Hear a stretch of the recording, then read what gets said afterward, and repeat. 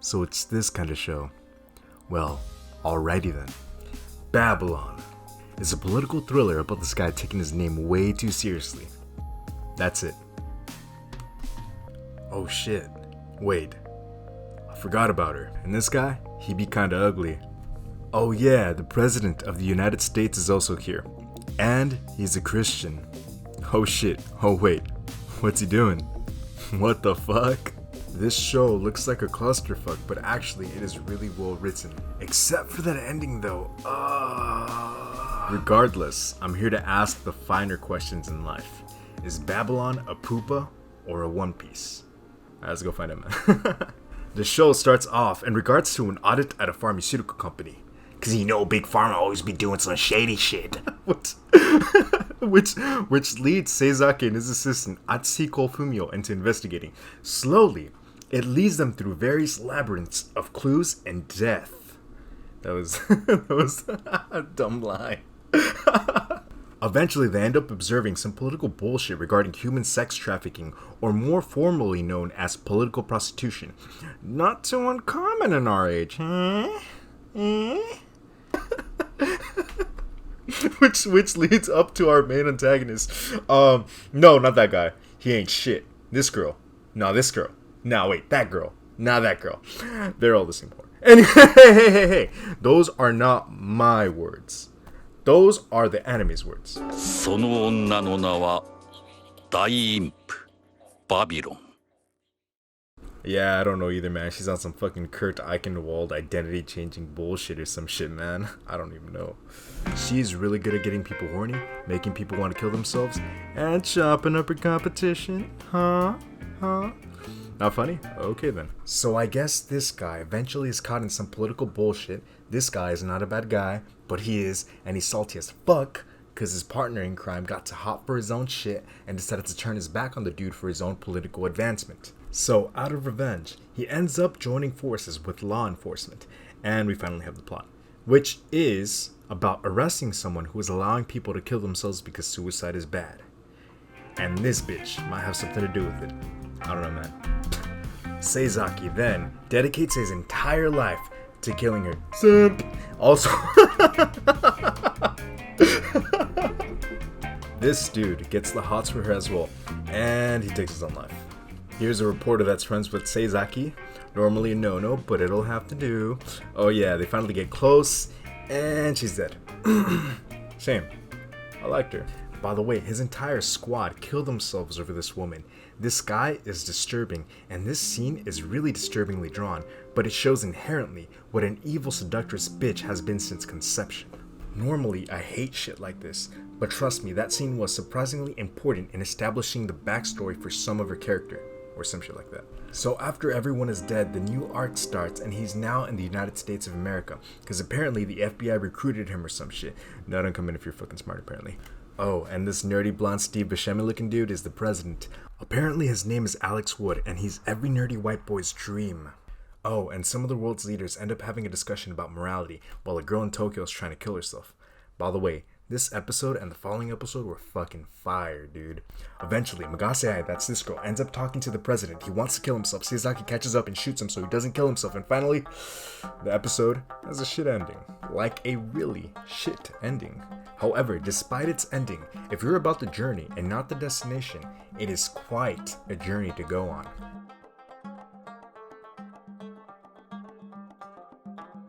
Zen Seizaki, the star of the show, has a very simple and basic design. For the premise of the show and who he is as a character, it is quite fitting. Despite the simple and forgettable design, he does give off the vibe that he's intended to, a serious, almost stoic character that dedicates himself to justice. His character design reeks of a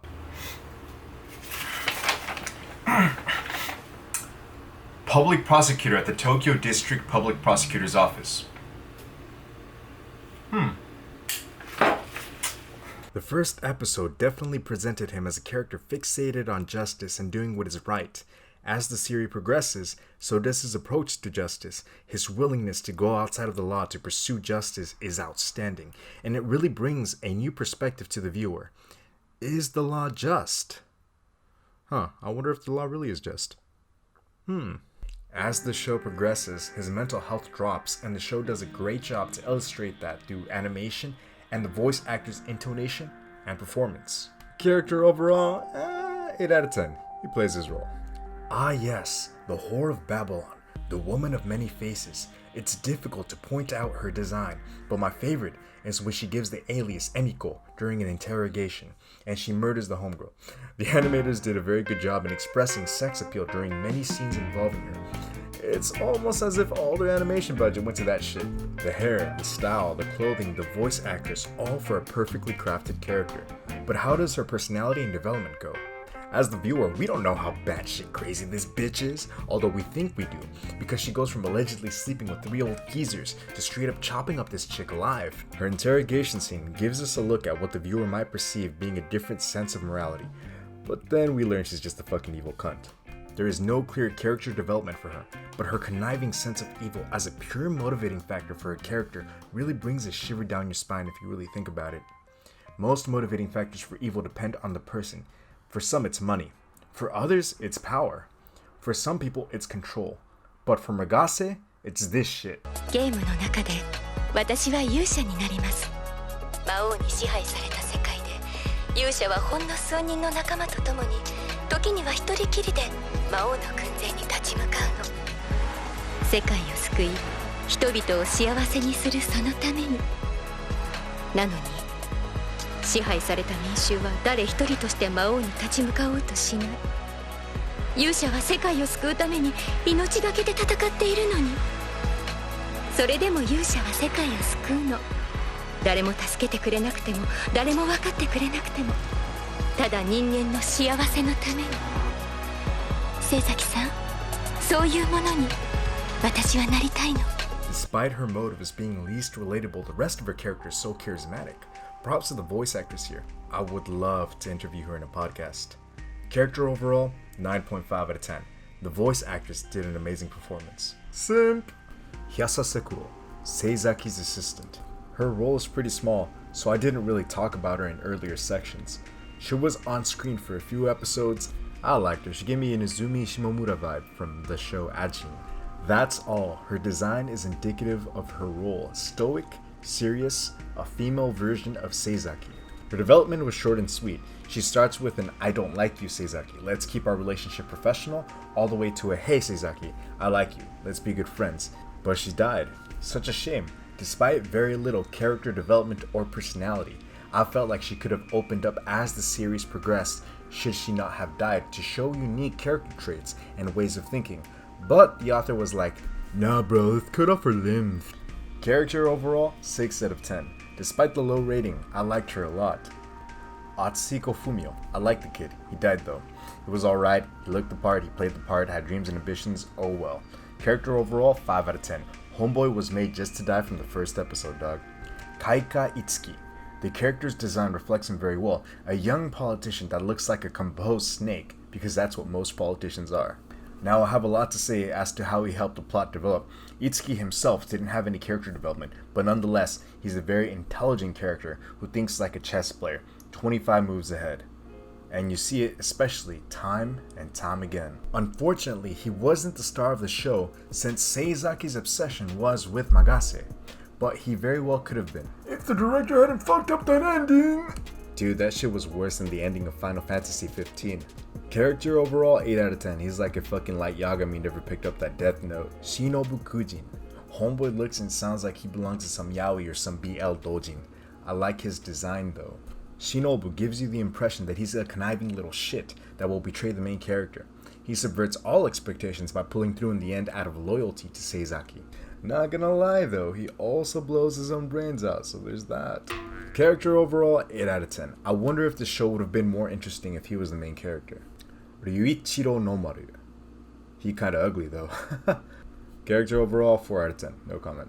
Ariyoshi Hanta. Again, just kinda there for a convenient plot progression. Not really interesting. Overall, 4 out of 10. President Alex Wood. Here is a character whose design is interesting. He is a very nerdy character who is observed to be an overthinker, and his character design reflects that, as we see him with these glasses and short male body frame. His lax character is a great representation of the slow process of self-reflection and higher level thinking, which we see his character display time and time again. He may not be quick to think, but he is very thorough, which depending on circumstances is ideal for a world leader. It's best to stay calm despite being in the face of calamity. The homeboy's development is interesting. This guy marries a supermodel he met on a fucking video game. He's every nerdy white boy's dream, like most of you watching this right now. Aside from his crazy premise and the fact that he rose to being the president of the fucking United States, which we now know is not a hard thing to do because somehow these dipshits made it into office, he's actually a great character and represents the driving philosophical force in the series. He uses biblical teaching to set the foundation of his morality, and seemingly throws it all away last minute because his chick made him lust after him, so killing himself is the only way to redeem himself. What kind of sack of shit is that, dude? Despite that, his desire of reaching philosophical enlightenment is a really interesting premise and a great way for the audience to absorb and interpret the information and ideologies which the show presents. Yeah, big brain time! Overall, 8.5 out of 10. If the last episode hadn't fucked up his fucking character development, he'd be a pretty alright dude. If I missed any characters, it's cause I didn't care about them. Except this guy, but there's not much I can say about him. He's like a 7 out of 10. I like him. There's not much to say regarding the environmental design of most of the interior of the buildings and locations of this show because they serve their purpose, which is just a basic stage or scene for the characters and props to progress the story. However, the exterior design of the district of Shiniki, which is where the political fiasco of this show starts, is amazing. It looks like a genuine progression to a more industrialized, technologically advanced society, a glimpse into what the next 10 years or so of human architecture may look like.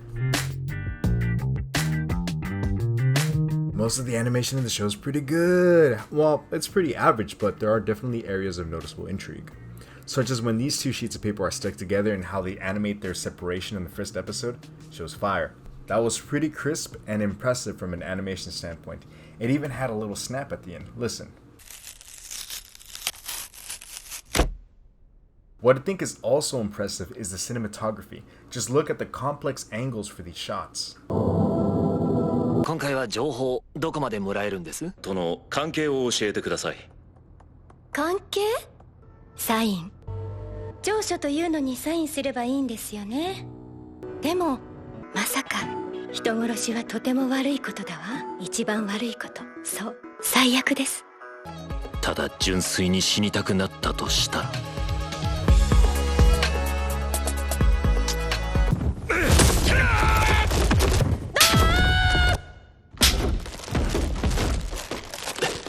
Particularly, this was animated very well.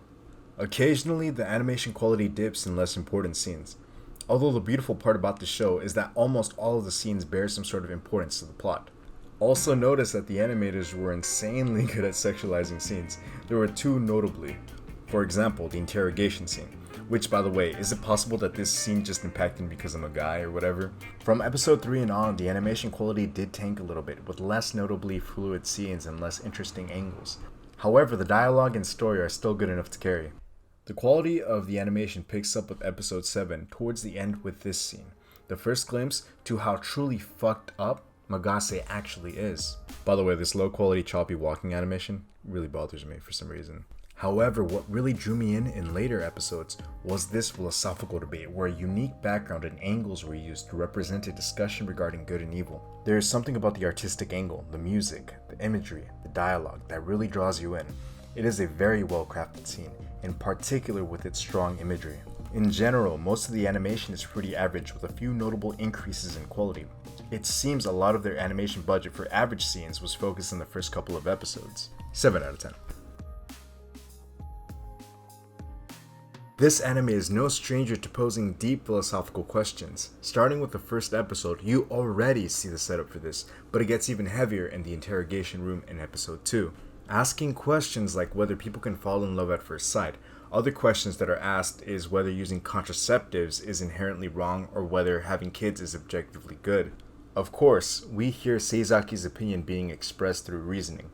The debate eventually led to Seizaki and Emiko, who is also known as Magase, debating and responding with this interesting scene. 今さまざまな生き方や価値観が尊重される時代だ。価値観の違いは認め合うべきですか？当然だ。相入れない価値観でも？お互いの価値観を知り、共存していかなければいけない。認め合わなければ最後は戦争だ。戦争はダメですか？当たり前だろ。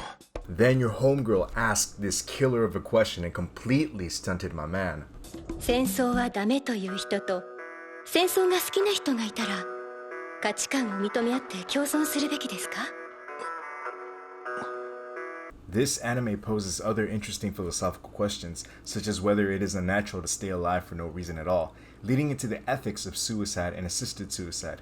The homeboy Itsuki is one of the craziest politicians I'd ever seen, bro. Crazier than Trump being an alleged pedophile, which there's proof of a joint lawsuit filed against him and Epstein for allegedly raping a 13-year-old girl together. So stop worshipping your god Trump and acknowledge him for the little shithead he is, please.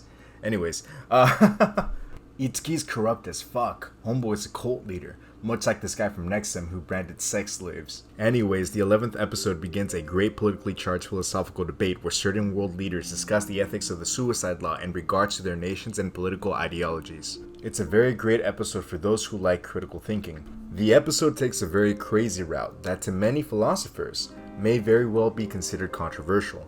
These world leaders sit down to discuss an objective definition of good and bad in seemingly one sitting. For anybody who is into philosophy, you can see why this is controversial.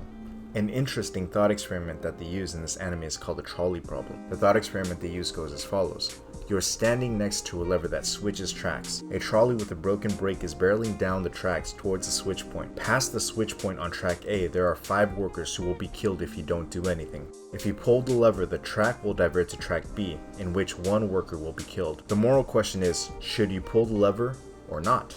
Many would argue that you would want to save more people, and that you would pull the lever. Now, the philosophical aspect of quantity and good deed is pulled into question, because this thought experiment is further preceded by another thought experiment called the survival lottery. It goes as follows. Imagine we have a fair lottery, or random selection, where we choose 1 healthy individual. Those organs are then distributed as transplants to 5 people who need them. In this case, 1 person is killed while 5 others are saved. The same as the trolley thought experiment. Would you say this is evil or good, and if so, why? What about the first thought experiment? If you selected saving the 5 but have not considered the survival lottery to be a good thing, why or why not? These are the types of philosophical discussions that occur in this anime, and it is really good. If anything, this anime is worth the watch strictly for its philosophical and political inquiries, which make the audience think. Halfway through the last episode, the philosophy falls apart, to be honest though. I'm gonna be frank here, that ending was shit, and they ruined all they were building up. I think the author ran out of creative juice, or there was a pressure for him to end the series. Either way, it left a lot to be desired. It is worth the watch as long as you're willing to forgive the last 10 minutes of this anime. Trust me, this show is really good, except for that lame-ass ending. Still worth the watch though. The OP is nothing special. I'm not even sure if it can be called an OP. No lyrics, less than a minute long. It has very interesting composition, in particular the piano piece that seems to have polyrhythmic qualities to it compared to the other instruments, which makes for an interesting backing track. But it is not an OP. Skip it, but it's interesting if you appreciate music. Now, this anime, despite it being only 12 episodes long, has 4 EDs. Yeah, that's not very common. Anyways, the first 3 episodes has my favorite ED named Live and Let Die by QMHZ featuring, I don't know how to pronounce that. Uroko, I don't know, bro. That person. It's available to purchase on iTunes, and I think it's a hella fire song. At the very least, give this one ED a listen through to see if you like it, especially if you like rock and metal. The female vocalist has a very soothing voice. The visuals for the ED are nothing special, but I'm more about the music than anything else. The second ED, starting at episode 4, is Travel High, vocal reduced version by Next. I think I'm pronouncing that right. It's alright, nothing special, not my thing, but give it a listen just in case you like it, otherwise skip it. The third ED, starting at episode 7, is Zutto by, I don't know how to pronounce that, bro. Akun. Or Acom, I don't know, bro. Anyways, it is literally only there for that episode. I personally liked it. It's a lot slower and more like a ballad. Check it out if that's your thing. If not, skip it. But it's available on iTunes if you want to. The fourth ED starting at episode 8 is The Next New World That No One Knows by the homeboy QMHZ featuring Namirin. It's whatever, nothing special. Go ahead and skip it. That was wild. I've never seen that many EDs in such a short anime. Skip most of them. The soundtrack did its job to draw you in all the right moments and enhance every single scene. However, it is simultaneously not something that sticks out despite doing its job. It's good for doing its job correctly and enhancing the anime, but does nothing to stick out in the mind of the viewer. It is what it is, nothing special. Now, I'm a big sucker for romance and humor, but mostly romance, and I like to see that shit as a default in my anime. Babylon had no humor, but that's because of its philosophically driven story. I don't think it needed it. As for romance, bro, they missed a good opportunity. Particularly, I think giving Seizaki a wife and kid by default really hampered the development of relationships in other parts of the series. For example, Hyasa being initially standoffish with Seizaki and very slowly opening up to him by allowing him to call her by her first name, I thought that shit was sweet. Had he not been married, I feel like this would have been a very good basis for developing a romance between the two characters. If they took an episode or two to flesh out their relationship more, Hyasa's murder could have been that much more impactful, not only for the viewer but for Seizaki as well. A hella missed opportunity. Basically, for me, it needed more romance. Its setup limited the characters. But that's just an opinion. Was it good? Yeah, it was really good because of the first 11 episodes and half of the 12th episode. Just for that, it's definitely worth the watch. However, the last 10 minutes of the 12th episode really falls short a lot and it ruins what could have been a very well crafted story. The 12th episode could very well be rewritten, and the story could be expanded to 24 episodes if the author tried, without compromising the quality. Should you watch this anime? If you enjoy the journey a lot more than the destination, I highly recommend it. If the destination is what you value the most, why are you watching this video? And if you like journey and destination equally, give it a shot. You might like it, but don't say I didn't warn you. Overall, I give this anime a Bleach out of 10. If it's your niche, you'll enjoy it. If not, meh.